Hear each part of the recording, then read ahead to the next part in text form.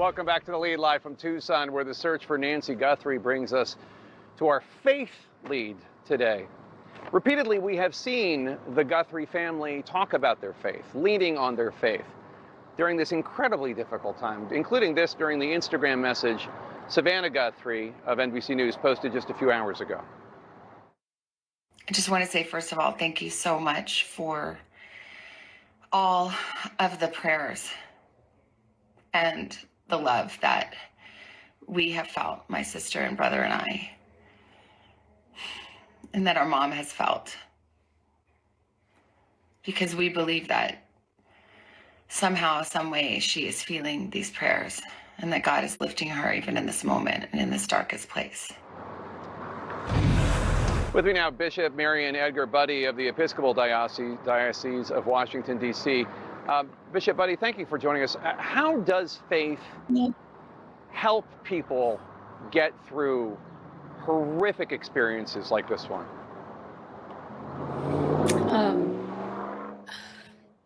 Well, first of all, to say that faith doesn't spare us, anyone suffering. What faith does, I think, is allow us to rest in the core conviction based on experience that our God is very present with us in suffering, in uncertainty, in unknowing. And as Savannah said in the piece that you just quoted, she feels the prayers of other people. And I think what in the mystery of that is that we're praying to God, we're praying for mercy, and somehow that connects us in both a mystical way and a very practical way as we allow ourselves to join with God in whatever we can to provide consolation and support. I want to play a clip from something Savannah told me a couple of years ago when she visited my show to talk about her book, Mostly What God Does, which is about her personal relationship with Jesus Christ. Take a listen.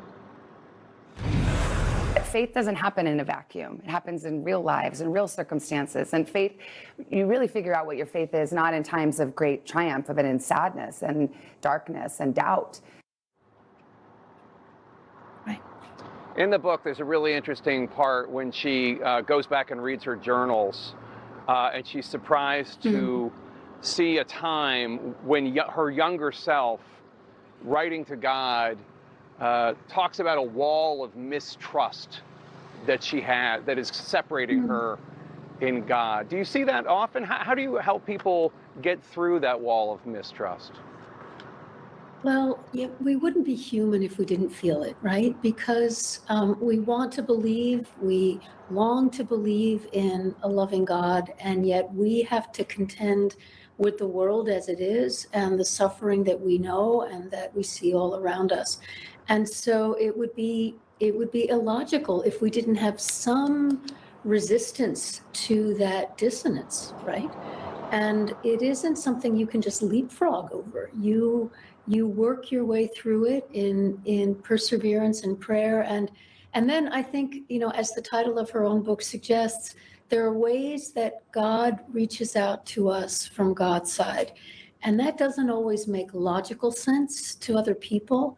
But once you've had that experience, particularly in a time of struggle or pain or suffering like the kind she's going through now, it's the rock that you live your life by.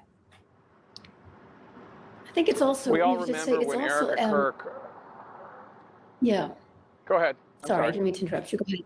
No, I was just going to say, and maybe the Erica Kirk example is telling here, but it also grounds us in the human history of people of faith who have looked to their faith and who have endured and persevered through difficult times. So we're not alone in this, right? Prayer and faith and Christian or Jewish or whatever tradition, it connects you to others, and there is great strength in that. So one of the things I remember from Erica Kirk at the funeral for her husband who was assassinated was that she forgave his killer. Right. And in that same vein, part of the prayer by the pastor at Nancy Guthrie's church yesterday, Sunday, was a prayer for the kidnappers. How difficult is that to pray for or forgive people who have wronged you? It could not be more difficult. And it's not always something that we can do on our own strength or capacity alone.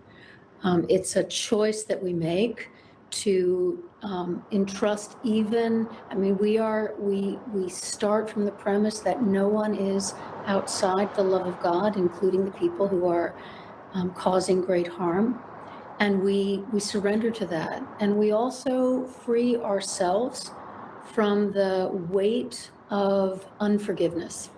And again, I don't want to make it sound like this is easy, but it is a spiritual commitment that we make, and I think God honors that by allowing us to feel somewhat released from the burden of unforgiveness and hatred. Episcopal Bishop Buddy, thank you so much. Really appreciate your time today. The big news from Tucson this afternoon, a new message from Savannah Guthrie. What investigators might take away from this new video, well beyond the words publicly said. That's next.